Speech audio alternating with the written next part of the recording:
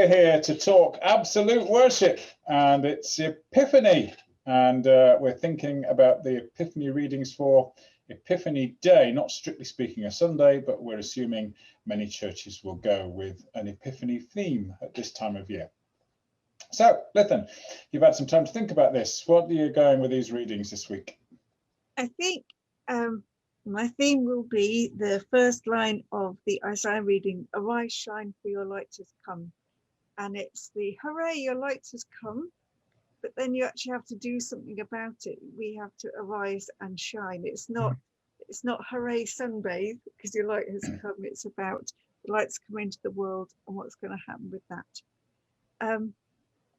And in case people, this is now also the second Sunday after Christmas, and people will be going, no, but it's time to take the decorations, let's move on. And it's saying, no, we can slow down, a bit like the slow food campaign there was a while ago, that you just need to dwell in it and just let it all seep in and think about it for quite a bit longer. So we're going to chew over a bit more about what the incarnation means and how different people responded to it. And the great thing about these two readings is that you can play the game of spot the difference. So you can look at Isaiah for when it was written, firstly, about how it was the message of hope for those who came back to Jerusalem. So we've talked in Advent about how the path's being made straight. We can go back. Yay, this is going to be brilliant. And they get back to Jerusalem and go, this is just awful. It's just, we thought we'd come back to something built, but actually we've got to do the rebuilding. I'm thinking that's actually quite a good thing to reflect on at the time we're in now, when we are looking to the new normal, or whatever's going to happen when we're all allowed to do the stuff we used to be able to. And I think most of us are still going, hooray! So my church, we can't yet meet together. But when we thought we could, a few people were really excited until I said, but there's no singing, we're sitting apart, we can't hug each other, and there's no drinks. And they went, oh. And that's kind of the feeling I think that the people that Isaiah is talking about would have been having on an even bigger scale of going, actually, now the work is to begin. So they've got this hope that the light is shining, but there's some work to be done. And then you get Matthew, where lots of the things that Isaiah is talking about are ready. Our daughter had a line in her nativity at school, and she practiced it a lot. And because her parents are ministers, we explained the need to enunciate and speak slowly. And what would happen was, the slower and louder she spoke, the more Essex she became. So I let Phil do it. So whenever we hear these readings, Phil and I will both think this. The camels and the kings were ready to leave. Yes, so both of the readings have camels and kings in them. And Walter Brueggemann talked about, what if Herod the king knew his Isaiah really well? So when the camels and the kings have arrived at the palace, and he says, well, there's kings and they're following a star, and they're on camels perhaps, and they've brought presents of gold and incense. That must mean, yay, it's time for Jerusalem to be rebuilt and thriving, and I'm going to win against my enemies and it will be brilliant.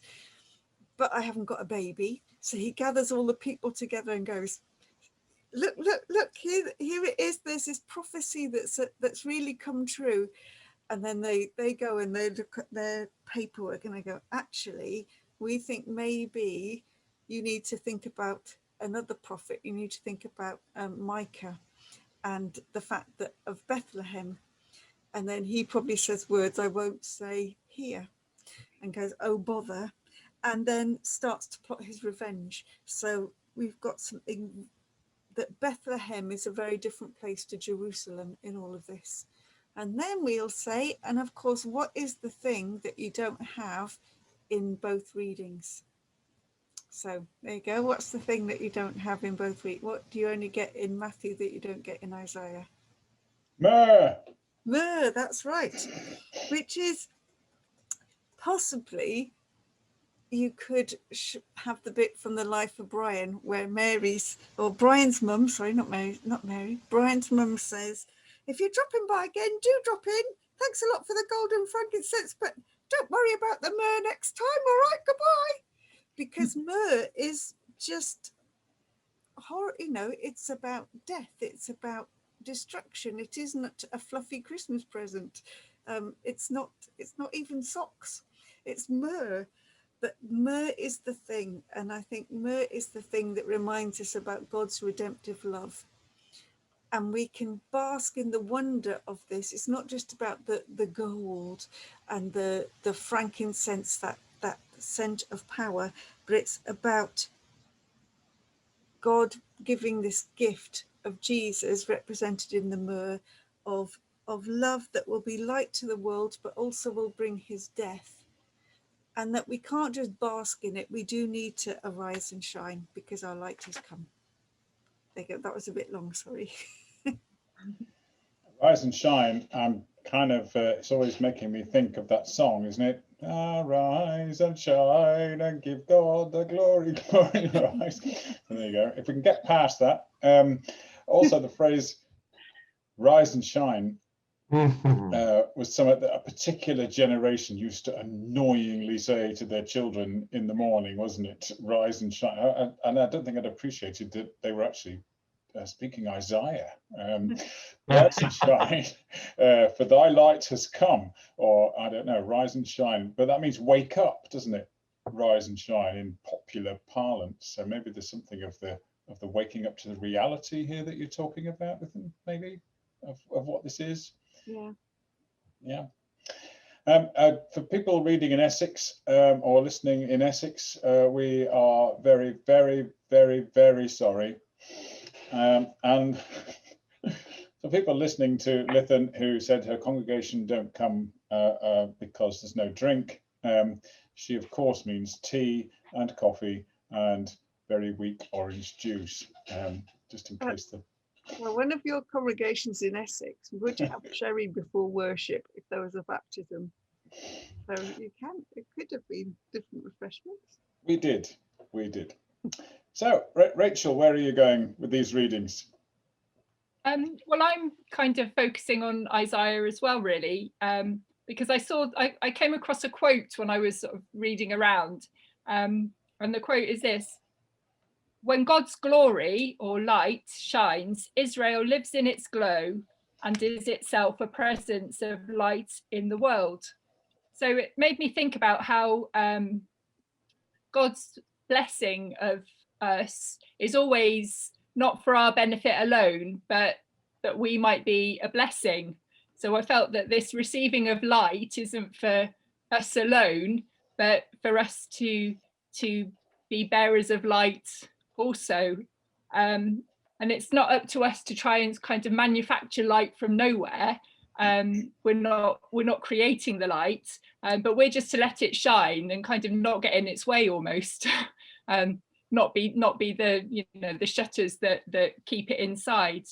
And similarly, in I can't remember now if it was in the Isaiah, or no, it was in the Isaiah reading, not the Psalm. The wealth that's brought to the nation is not just for the prosperity of Jerusalem, but it's there for the worship of God. So it's this idea that whatever we receive is to be kind of given back to God, whether that's given back to God in worship in the sort of more traditional sense, or given back to God in worship in the way that we love and serve others.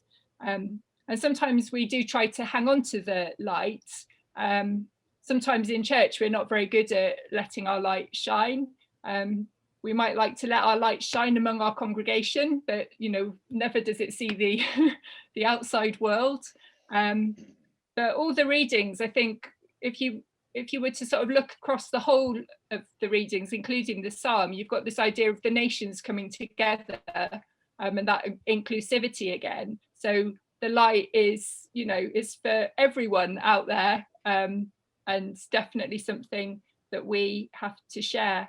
And in Ephesians, you've got, you know, the church making the glory of the Lord known to, you know, far and wide. So I felt that there was something for me about this idea that we don't just keep it to ourselves, but it's to flow through us. So that was what I was doing. Ruth. Yeah, thank you for that, because that idea of not just that we pass on the light, we are the means of the light being seen. Just made me think that kind of metaphor, that if you get in the way of the light, then you're kind of casting a shadow.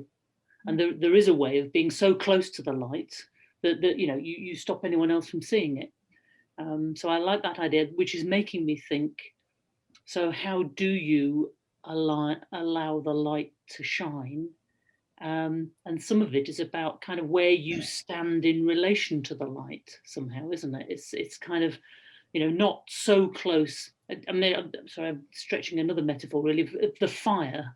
You know, on those cold days, if you have a fire in the hearth, you know, somebody comes in and goes, oh, I'm freezing cold, stands right in front of it. Nobody else can feel or see the light anymore. So there has to be a kind of a sense of, we gather and we share, but we make sure we orient ourselves in relation to it in a way that allows others to come as well. So I like that inclusive sense of, because we know how important the light is, we don't want to get in the way, and we want others to see it. So we're always kind of standing sideways on, maybe, so that the light can shine past us. And that doesn't take anything away from us. That doesn't make us less illuminated. We don't lose light, but we can be the means by which others can come to the light. So yeah, thank you for that. That's really helpful. Yeah, there's an old illustration. It might be one of those old famousy Baptisty preachers, might be Moody or one of those, I think, where one of his members had stopped coming to church and he went round to visit them, and the person said, I don't really get anything out of it, it's not for me, you know, I can be a Christian on my own, I don't need the squabbling fellowship that I'm part of, thank you very much. And apparently the minister said nothing, but picked up the tongues next to the fireplace, removed one of the coals, the glowing coals, and put it on the fireplace on its own, and then simply watched as the rest of them continued to glow and radiate, and that one that had separated itself from the church fellowship slowly went cold and died. So there's a cheery message. there's something about not, when we say, and my translation says, you will see and be radiant, and something about being radiant people, that it then's quite easy to say, well, that's about me, and how can I develop myself to be a radiant person of joy and everything else, when actually it's also, I think, a little bit about the action and the life of the church together as disciples that makes us radiant, or maybe should make us radiant. Are we radiant people in radiant churches? Yeah, Rachel. I'm no physicist, but it's radiation to do with the passing on of an energy rather than the creating of an energy. I don't know. You've moved beyond my scientific. Yeah.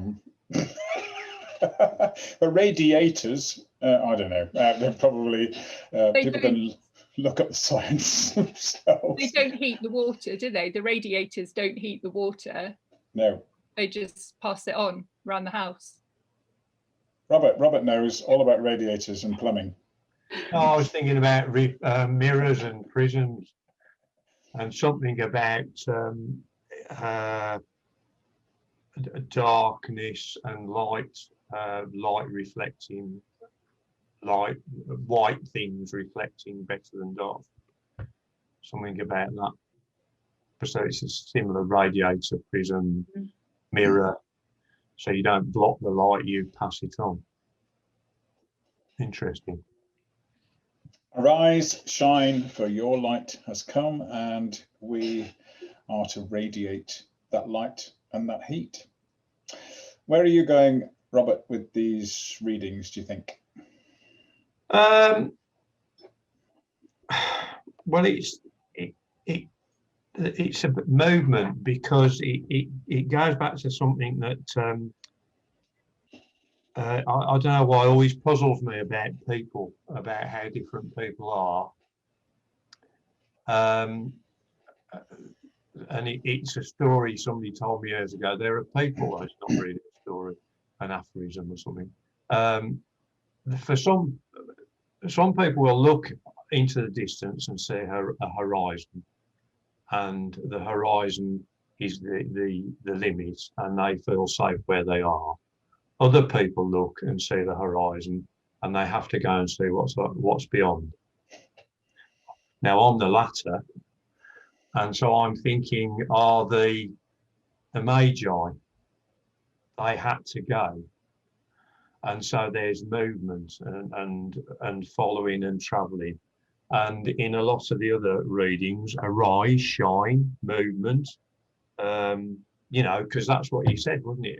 When you said to your kids, rise and shine, means don't stay lying there, get up and do something, move, you know. And it feels that this Sunday, when you said about this Sunday, I thought to myself, oh, that's all about you know, Ephesians, the revelation to the Gentiles, the breaking down of barriers between peoples. And I thought I can imagine all sorts of stuff to think about currently, because everybody seems to be wanting to put up barriers. And the gospel for me is about breaking them down. And there's a lot of movement. I don't feel like I'm making a lot of sense, but it feels to me that it's about move, get up, go, reflect, radiate, do something. And thinking about just after Christmas that Lithan was talking, so all of the newspapers and magazines will be full of, oh, here's the new diet plan because you're going to make your new resolutions and everything's going to be better. And so it's this, I mean, I think the core is that it's about, I suppose the movement is to break down the things which stand between us, because the message in Paul is that the coming of the Magi shows us that Jesus is for everybody. And so it's about breaking down, and I suppose I'd be feeling, well, let's get on with it then, you know, how do we do it, and how do we, and that has to do with reflecting light rather than darkness. And I'd say currently in our political discourse, we seem to be much more focused on reflecting darkness than reflecting light. So that's where I'd be wanting to go with it, I think. Don't know if that makes any sense. Oh, metaphorically, obviously, you can't reflect darkness, I don't believe. I'm not sure. Maybe you can radiate darkness, I don't know. But it does chime in with something that is kind of ill-formed in my head about the King's reading, or the Magi reading, because I think people are coming to expect King's Epiphany, and if you don't talk about Kings somehow, they're going to be sadly disappointed. So I did spend a little time thinking about the Kings, and the thing that kind of struck me was that before they journeyed, before they arose and shone, before they got up and got out of bed, like you're saying there, Robert, you've got to have a reason to get out of bed. I mean, that's why teenagers don't get out of bed. There's literally no reason. Our middle one used to say to us, why do you want me to be up at 10 in the morning? What do you want me to be doing? And we'd say, because you should be up. And that kind of wasn't good enough. And in a sense, she was right. There is no reason. And a thing that struck me this year about the wise men is that the first step was perceiving that something had changed in the world. And this is described in the Bible as a change in the stars. It doesn't matter what it is. They have perceived a change somewhere. that they want to go and investigate, and that's a strong enough pull to draw them towards that horizon that you're talking about.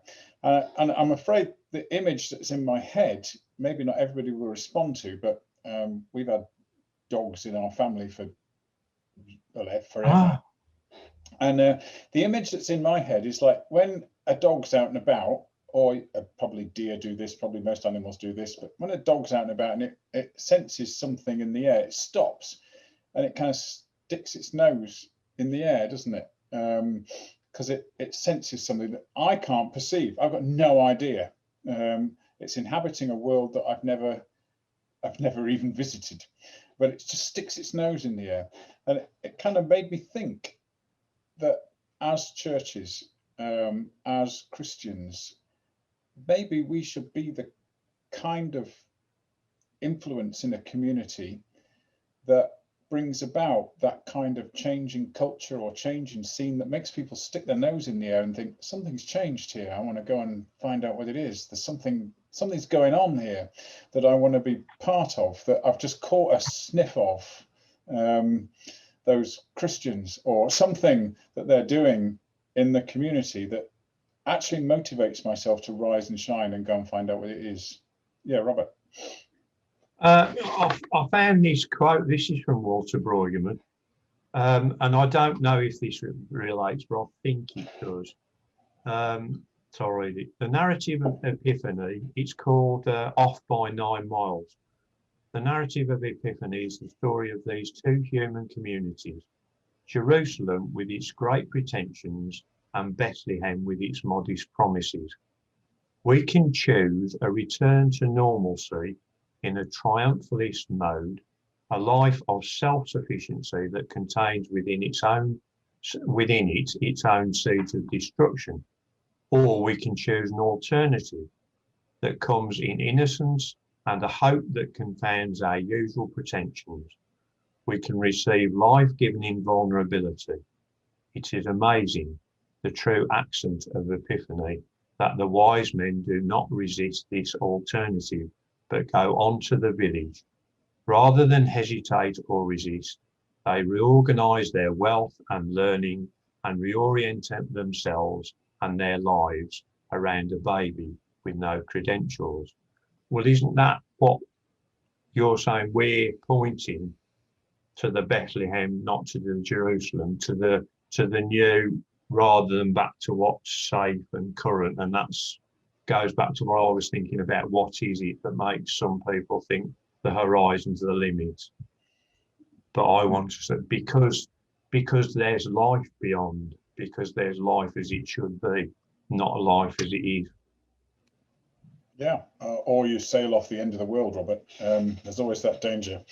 I think Lytham was saying something about Jerusalem and Bethlehem, weren't you? And yeah. I think it's the same thing.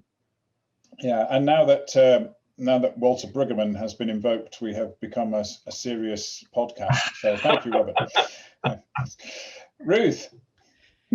Just the talk of Jerusalem and Bethlehem. I was lucky enough to visit both places in 2019. Do you remember that? 2019, a very long time ago. And I was due to have gone again in 2020, but there you go, that didn't happen. But in going to the two places, I'm very conscious that Jerusalem is one side of the wall and Bethlehem is the other side of the wall.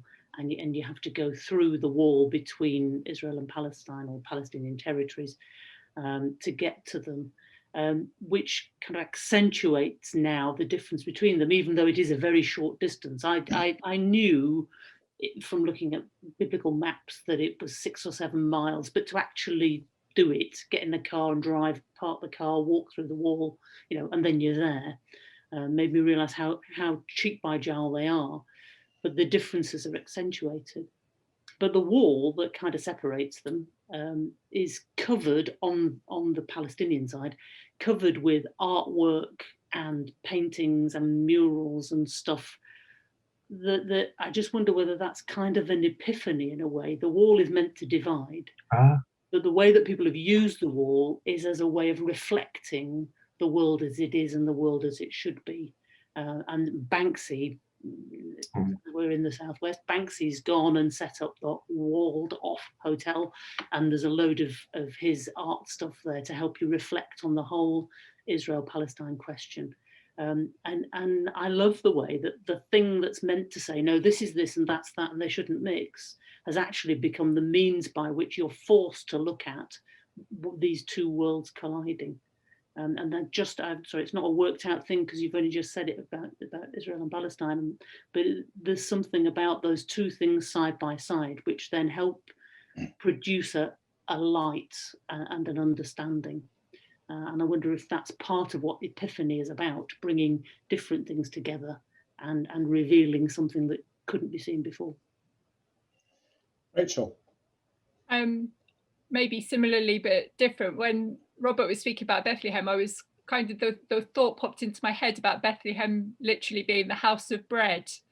So again, that contrast between, you've got, you know, Jerusalem and the palace and the traditional royalty, and, you know, you imagine kind of fancy food and the really down to earth, you know, bread of Bethlehem, and the idea that actually it's the bread that sustains you, and it's we talk about bread being as, you know, the stuff of life. We don't talk about, I don't know, caviar being the stuff of life, and just something about that, you know, life is to be found in the simplest of things and the roughest of beginnings, and that the wise men, the Magi, chose to go on and find life and not be stuck with their sort of, you know, maybe traditional idea of what they were looking for.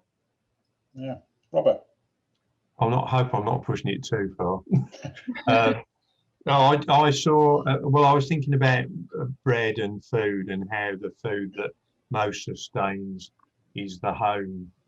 You know, Gwen's downstairs making a soup now, and that's going to be really good and sustaining. And that there was a report in one of the papers this week that they've done a survey of what are the most popular recipes people prepare, and then none of them are out of the recipe books. They're all what Grandma taught me, and there's something about home and warmth and safety in that. So I don't know if there's anything there.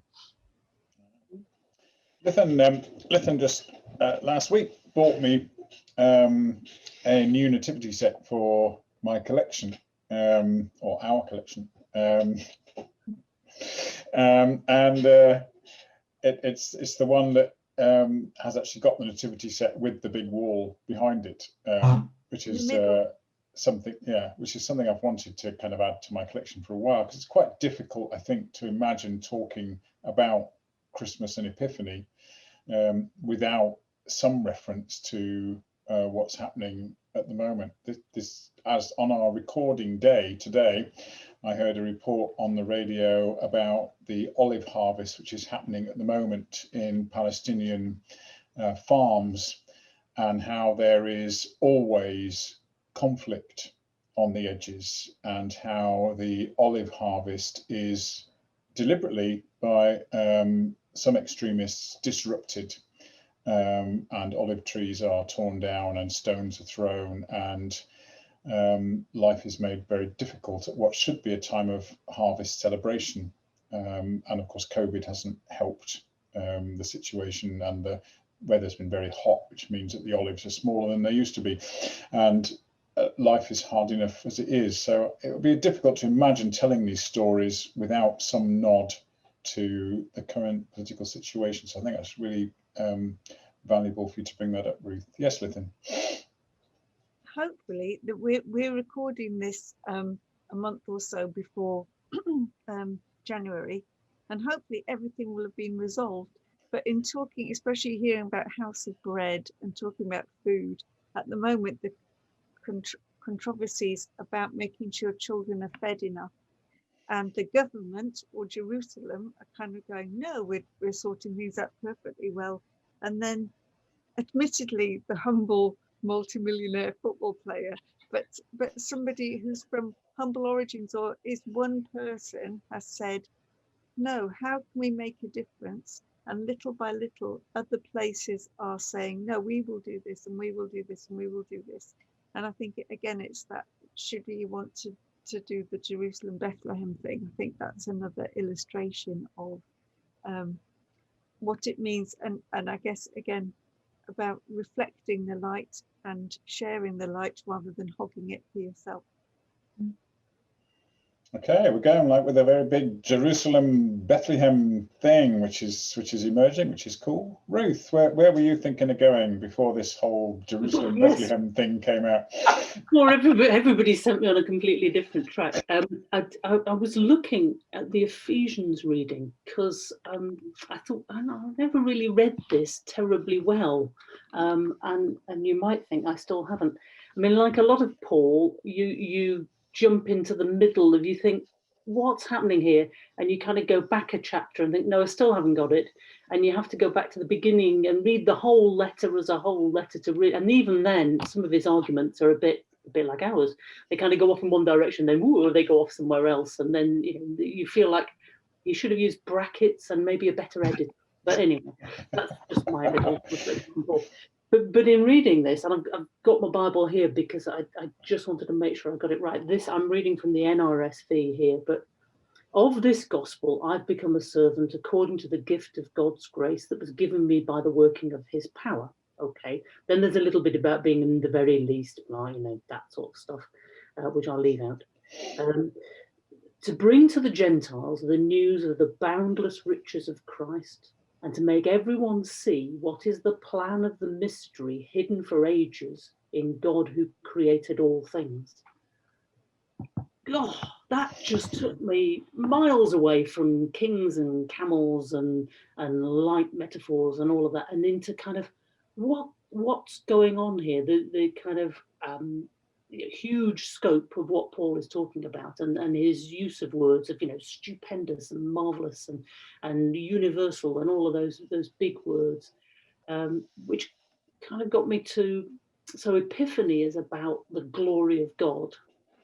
So yes, you've got to use that sort of language of amazing size and scope, and the idea of a hidden mystery kind of caught my attention, and so I thought, is there some value in helping our congregations to think about how are we revealing the mystery of God?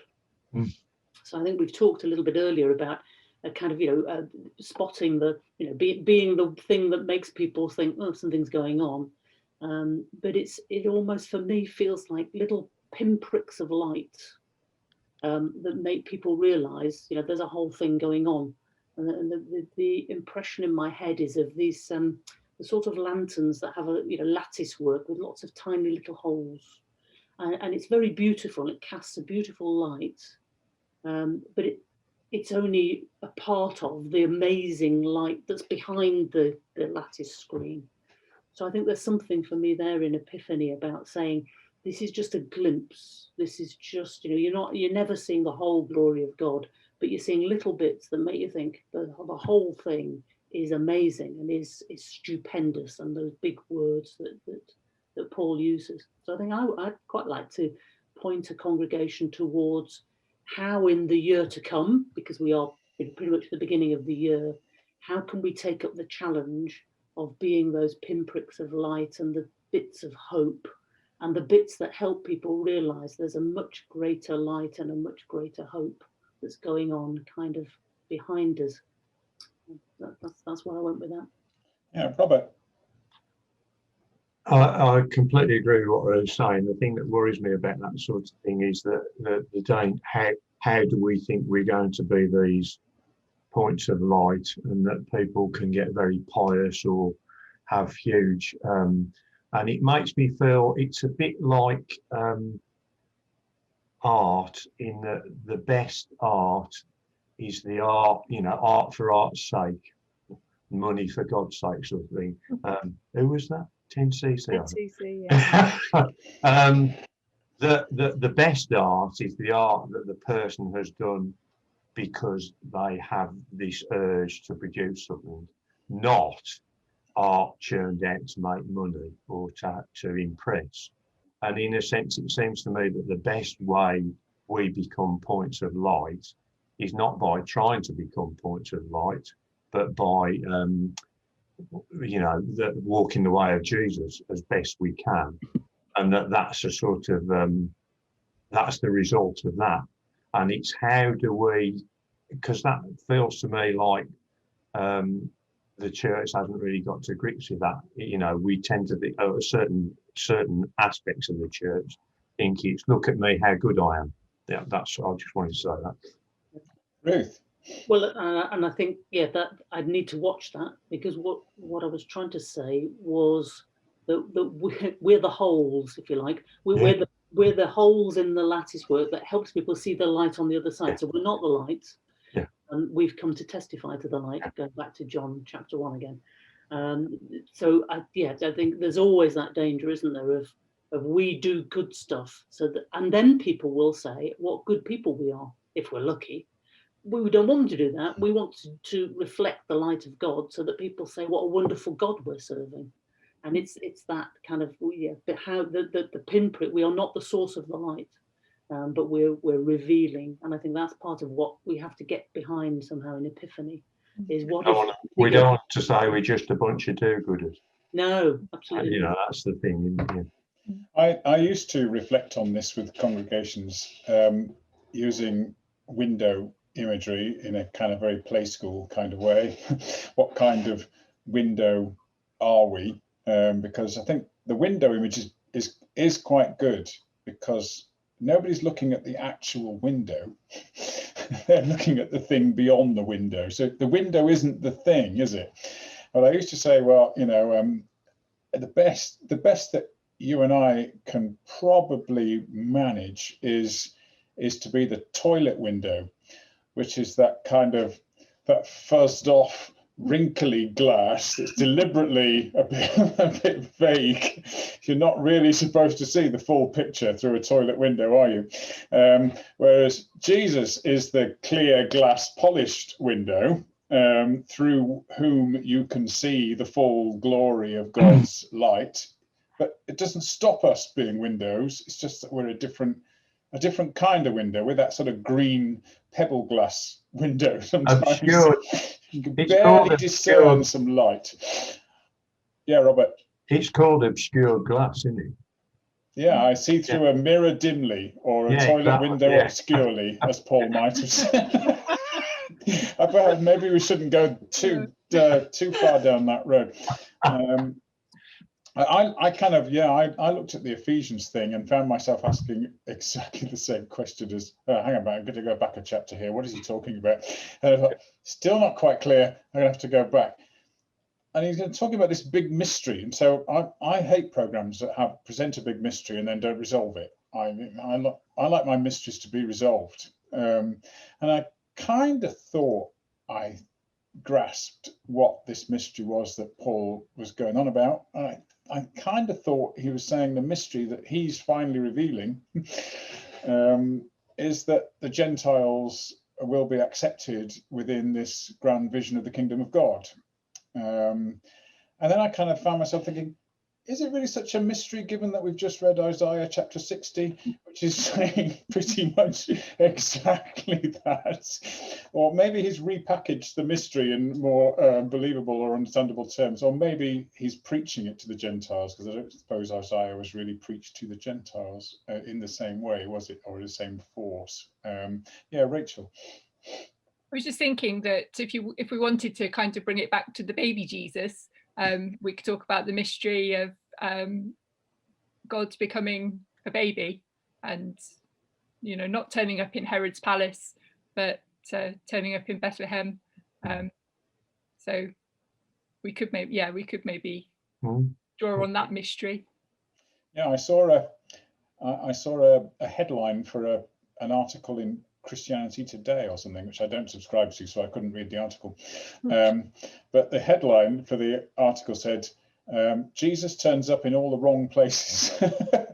And the picture was a crib just out in the street or something, which I kind of thought that's really that's a fascinating image, isn't it? Jesus turns up in all the wrong places. Yeah, Ruth. Well, I was just thinking as well about the mystery of every baby. You know, every Oh gosh, yeah. because you look at this little blob and that's usually crying, and what is this baby going to become? So maybe, Phil, the problem is that you won't get every mystery resolved, because is the mystery of a baby ever resolved? Do we know who that baby is going to become until finally death helps them to become who they truly are? So I wonder whether, I don't know whether Paul's doing it deliberately. I'm going to have to go and read Ephesians far more carefully. But whether some of it is he doesn't want us to get away from the mystery of God, and that it is revealed, but it's never totally explained or unpacked. So there's a mystery at the heart of Jesus. There's a mystery at the heart of all of us that's all wrapped up in the mystery of God. So Epiphany gives you glimpses of it, but you never quite get the whole thing, which is why we have to come around and look at it every single year. I do need more mystery in my life. That is in fact true, and I've often described my journey of Christian discipleship as using that kind of language, and people ask me about it. That God has given me glimpses of God's self that is just enough to keep me looking. I'm never overwhelmed with everything I need to know about God. I'm just given just like a little glimpse that keeps me searching, and it's enough to keep me looking. So maybe I accept more mystery than I say I do, because my life of discipleship is one of trying to follow mystery, I suppose. Yeah, Lithan. To quote Alan Partridge, Of course. well, what I usually do to describe the season of Epiphany is to say it's all about the aha moments, and that's what we need to look for, so each week we'll go to the next reading and say, so where's the aha in this one? But actually that is quite a good thing to try and look for in life as well, and they don't necessarily have to be quite as big and dramatic as some of the ones that we'll have over the next few weeks, but there can be quite often quite simple little moments that are still epiphanies, and there's still those. I'm going back to Ruth's image because I do like that, the can with the holes in that shine the light out, that we both are sometimes those little glimpses, or we need to be aware of and look out for those little ahas in our life that will help us in our Christian journey. But we won't see the whole thing until the life to come. We will only get this small glimpse at the moment, but hopefully it's enough. Imagine if all of those little things, those pinprick moments that have really helped us feel close to God, imagine if the kind of the lid came off, we probably couldn't cope with it. We've just been rewatching some Doctor Who, some of us in our family, where Donna gets filled with the Doctor Who-ness, and it's too much for a human to bear. And I kind of think that's, God's love. If the whole thing was revealed at once, it would be unbearable in its wonder and awe. And actually, that's why we just have the little glimpses, and some of it's a mystery because we just can't comprehend the rest. Yeah, Robert, I think you were going to say something. I was thinking of your image of getting a hint, and I've often thought of it like a kite, the tail of which is just out of reach, and sometimes I just manage to catch the tail and get a look at what's there, and then it gets away from me again. And I was thinking about what Lithan was saying about it being too much, and how this lockdown, for a lot of people, it's as though our culture is giving us imagery and stimulation all the time, so we want more. But lockdown stopped all that, and for a lot of us, the just going out this limited life meant that you could focus on the smaller things and find a lot of beauty where the rest of the time you're too busy brushing past. There's beauty in the smallness, in the sense, in the touch, and in some way it seems to me that's the godness of it somehow, in that the world is more, you know, fast food, more, and then you go for a walk up the lane and you see a tiny little flower, and in that tiny little flower there's a sort of there's a godness about that, because it's perfect, but it's tiny, it's insignificant. Yeah, Ruth. Thank you. Yeah, Robert's just reminded me of struggling with a book, and I was just struggling to remember the surname of the author, but one of you might know it. Rewilding Yourself, and it's Simon. Yeah. But it's a beautiful little book, and he talks about slowing down, and each chapter he does different things to kind of connect with the wild world. And it's things like buy a pair of waterproof trousers so you can go and sit and just sit for a bit in a bit of woodland or a bit of grassland or wherever. And he said it doesn't need to be big stuff. It's not, you know, the Grand Canyon. You just go and sit somewhere and just wait and sit quietly and see what happens. And be attuned. And the chapter I was just reading this morning talks about getting a little canoe so you can be on the water but just going really slowly, so that you can, like a swan. So you're just pootling along so that you can see, you know, and you're at the right the level of the water, so you can see the clouds of gnats or the fish just under the surface. And it's not about seeing the great big thing that you would write about, but it's about just tuning into all those little things. And as I'm reading it, I'm thinking that there's something about I don't think he would use the word glory, although he does quote the Windhover, the poet. But anyway, it'll come to me in a minute. But I caught this morning morning's minion, dapple dawn drawn falcon, right on the, no, it's not doing anything to anybody. Gerard Manley Hopkins. Around it, we get there. So he quotes Gerard Manley Hopkins, and I think Gerard Manley Hopkins would certainly say that in tuning into the wild world, we see the glory of God.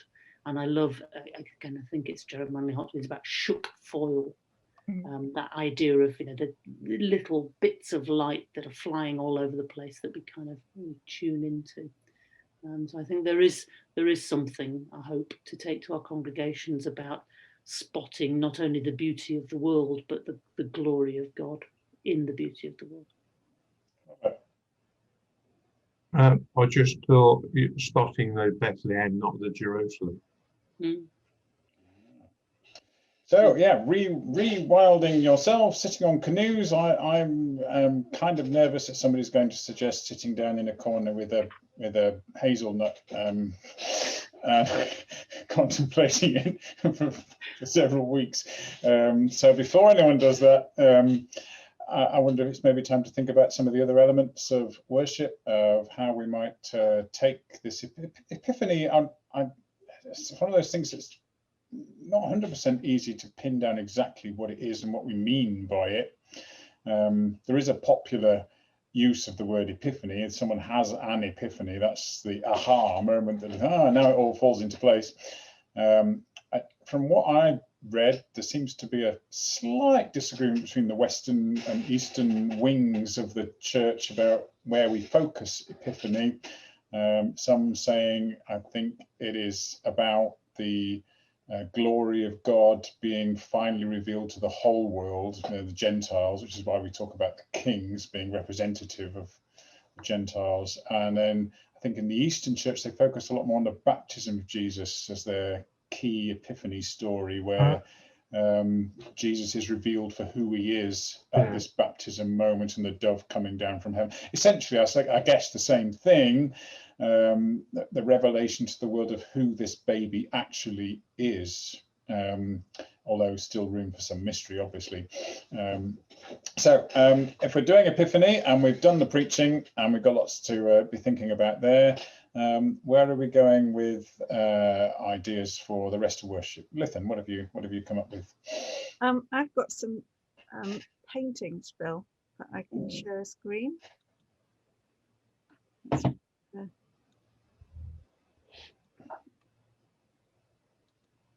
Right, so these are all from this one place, which is all from art from the Christian tradition.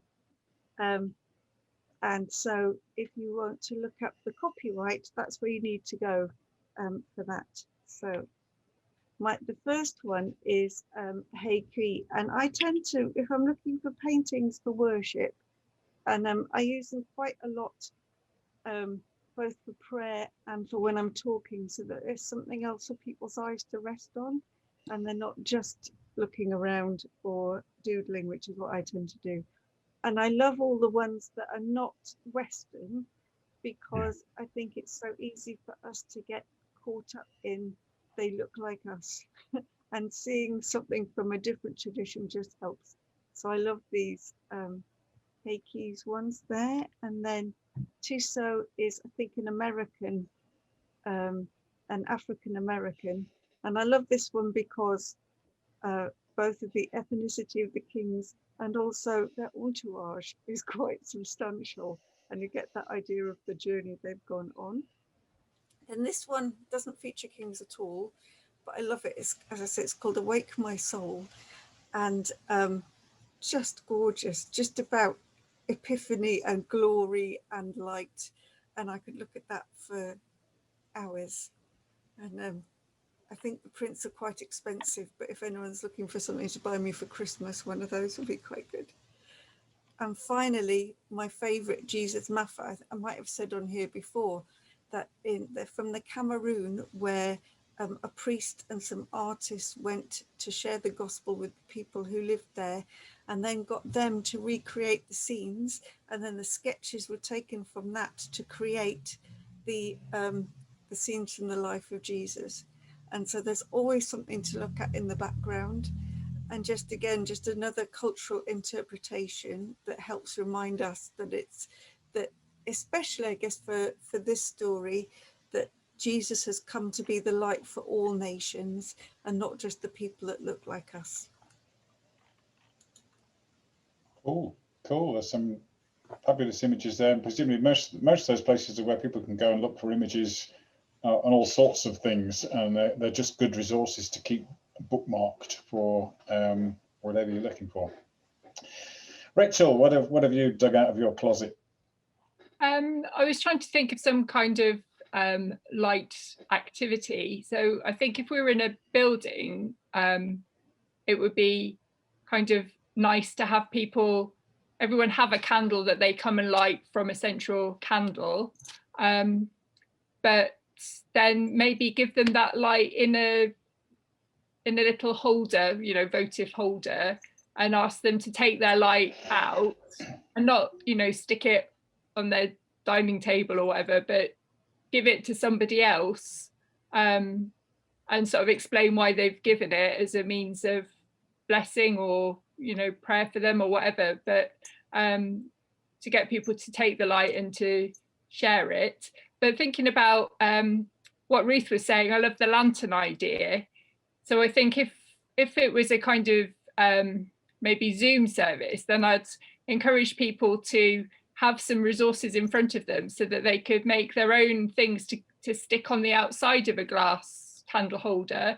So you could, I don't know, with black paper or any kind of paper, you could make some patterns, cut out some holes, stick some tissue paper. I don't know, you could do all sorts of things, but something along those lines I think I would do. There is a tradition around the world of, at the end of Epiphany, 12 night Epiphany liturgies, where I think part of the tradition is a lit walkway with candles in jars or lanterns, and people walk up a pathway of light in order to get to the 12th night liturgical festival, because in many countries Epiphany is like as big as Easter and Christmas. It's whereas in the UK it just passes by pretty much unrecognised, but it's massive in many countries around the world. Yes, Lithan.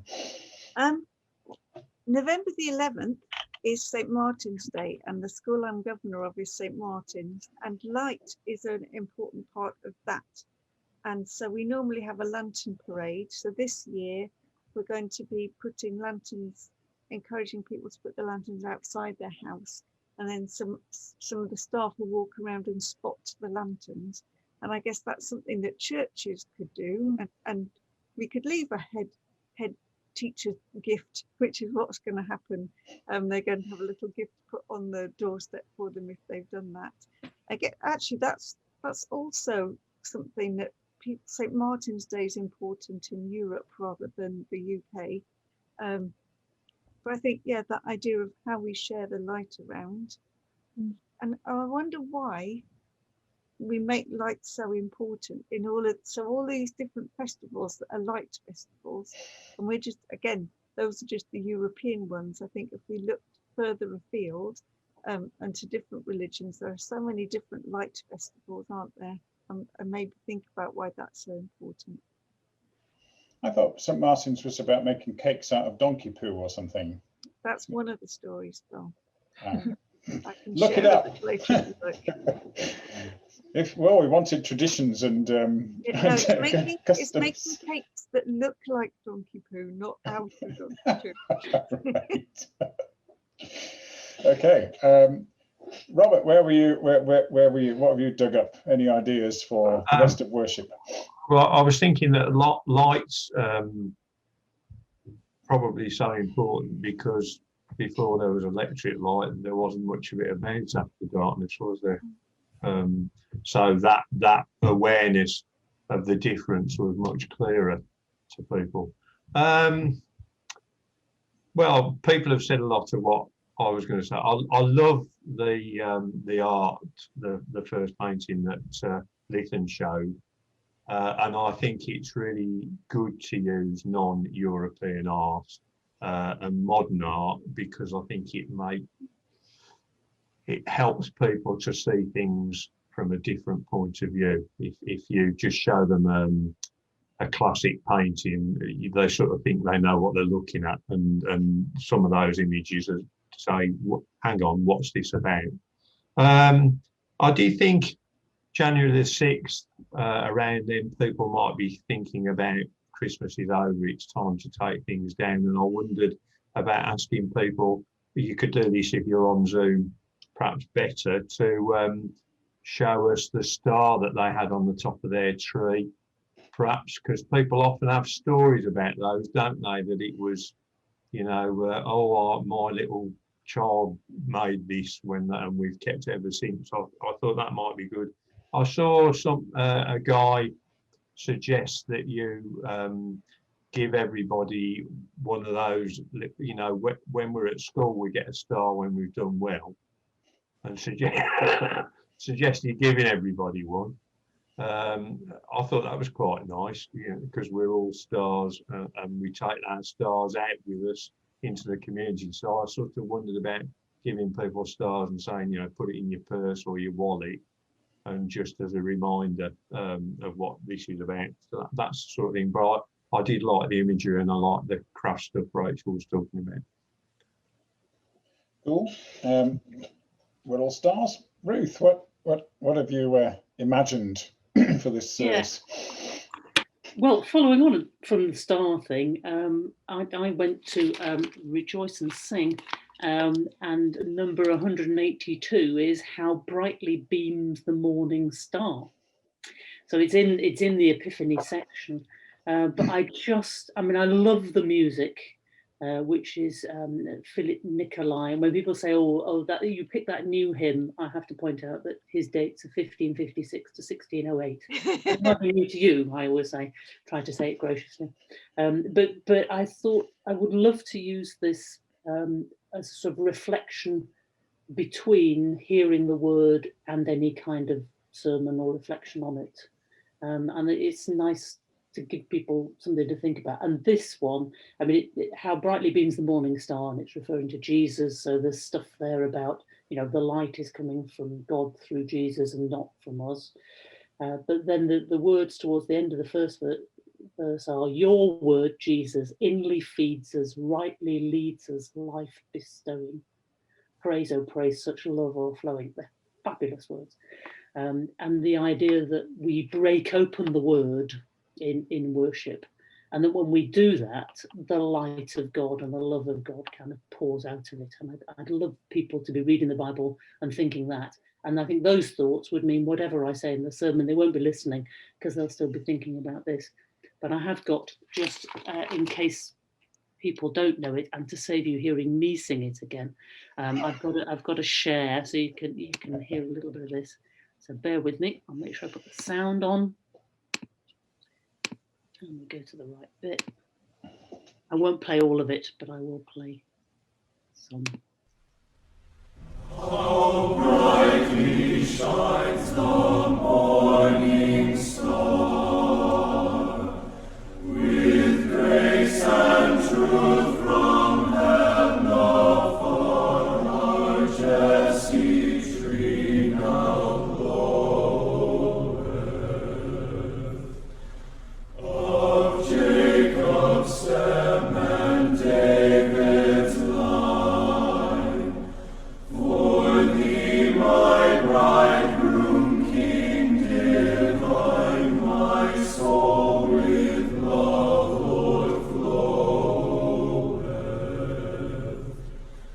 Thy word, Jesu, inly feeds us, brightly leads us, life bestowing. Praise, oh praise, such love o'erflowing.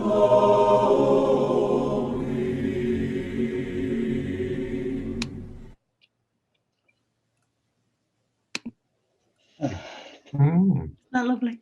Lovely. Lithan, I think you were going to say something. I was going to say, there is the Three Kings from Persian lands afar that you can sing over the top of that. Sometimes you miss then what the choir is singing in the background while Phil sings his Three Kings bit. And actually you could do it twice. So you could have the chorale and then do the version with the Three Kings overlaid over the top, because they're both beautiful in their own right. And I just think, why I love music. So just being able to hear those things together and reflect can often, yeah, as we say, can often say more than, well, my witterings. I don't know about our witterings. Nobody wants to hear Phil singing over the top of any choir. So I am fascinated by how big Epiphany is around the world and how utterly sidelined and ignored it is in the UK. And I've often been interested and focused in worship on some of the traditions around the world. And I've looked up three that I think are possible with varying degrees of likelihood in our local churches. Certainly two of them are possible in houses in the UK for introduction. If we're fed up of Christingles, it's maybe time to introduce something new. We've got this opportunity. So I'm going to share my screen. And the first one is the less likely to take off, but there's certainly one person in this room who I'm sure will grab this with both hands. And that is that there is a tradition around the world of leaping into very cold water. In some places, I think it's an Orthodox tradition. The priest gets on a boat with a load of young men, usually men, and throws across into the sea. They all leap in, and one of them, the first person to find it, gets a special blessing for the year. So here's a news report. I think, yeah. Thousands of Orthodox Christian worshippers plunged into the icy waters, blah, blah, blah, blah, to retrieve the crucifixes. Nicolas Solis retrieved the cross. The 4th time he's done this. He's obviously the expert cross retriever. Another Greek man lost consciousness and had to be pulled out of the frigid water, taken away in an ambulance. So I think this is a picture of the victorious Nicolas Solis there, emerging with his prize and his special blessing. So yeah, use with caution if urging your entire congregation to leap into the sea, but it does seem to be a tradition. The whole cold water thing, which used to be a tradition over here when our patron saints all used to like standing in cold water, from what I can gather. Certainly St. David and St. Patrick used to spend many nights just standing in cold water. And that one from Iona as well. St. Cuthbert used to stand in cold water as well for hours on end. If you haven't got a priest to throw a cross, there are some traditions where they just go in the cold water for the sake of it.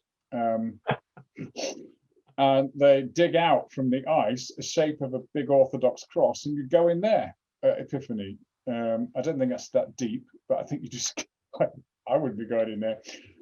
But yeah, you could try that. An icy cross bath for your more adventurous members. Perhaps more likely around the world is there's a tradition of king's cake. There's a particular version in America that comes at Mardi Gras at the end of Epiphany. And there's a version in Spain, which is a little bit more restrained. This is the American version of a king's cake. And the idea is that you have this sort of round cake, and in it is hidden a baby. There's the baby there, smothered in cake. The person who finds the baby, again, gets special blessings for the year to come. But it's a bit like hunt the sixpence in a Christmas pudding. It's hunt the baby in a cake.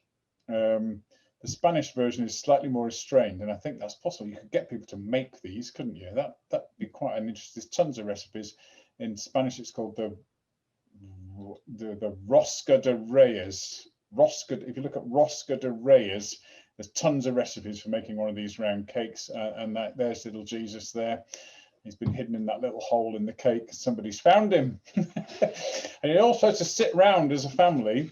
You sit around the table with this cake and you eat it there and then, like the Christmas pudding, the ceremony, and you all have a slice, and one slice has got Jesus in it. So there you go.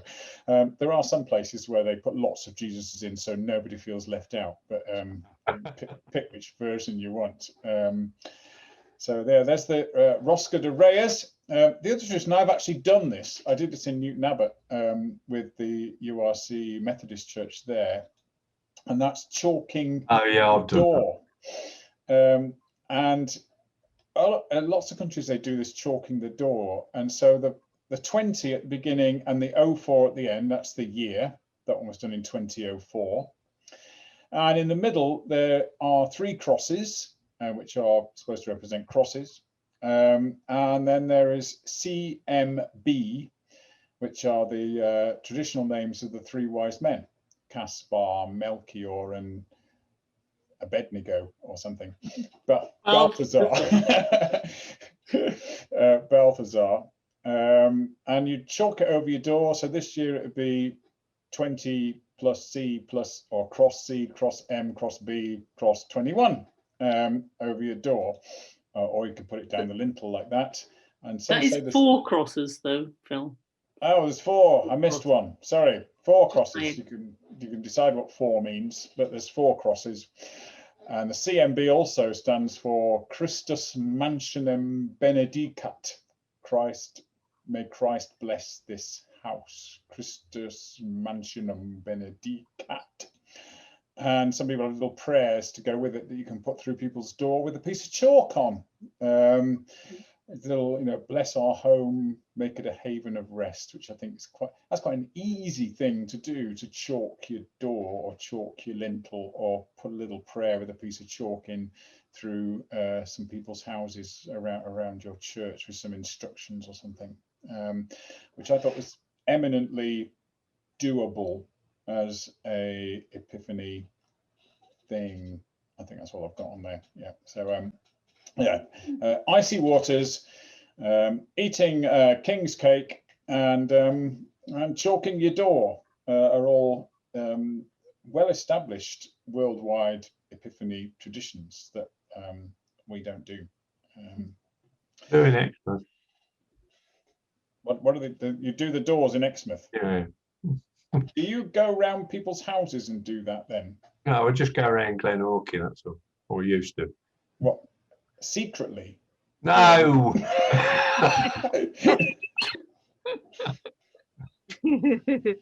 Then you go back a year later and they say it's still there on the door.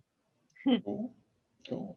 We did one secretly at night time, or I think it was very, very early in the morning down the road on which my King Stainton church is. We, on Easter Day, I did, stuck post-it note love hearts on everybody's door as a kind of our version of fly posting that wouldn't be too offensive, because you could peel it off quite easily, and everybody woke up to find a sort of, I think they might have all said he has risen as well on it or something, and they all found one stuck on their door the next morning.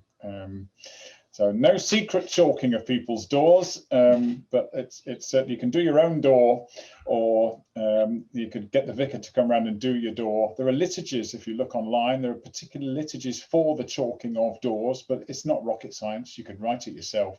The thing is mostly in the chalking rather than adding tons of prayers around it, but it's possible. So any final thoughts about Epiphany and preaching and worship and stuff? No?